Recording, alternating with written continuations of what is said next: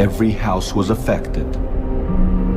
No one has ever been able to offer a plausible scientific explanation for the death of the firstborn. Until now. According to our scenario, at this point in the sequence of events that began some 6 months earlier, the gas leak that set the chain of plagues in motion would have finally erupted. Carbon dioxide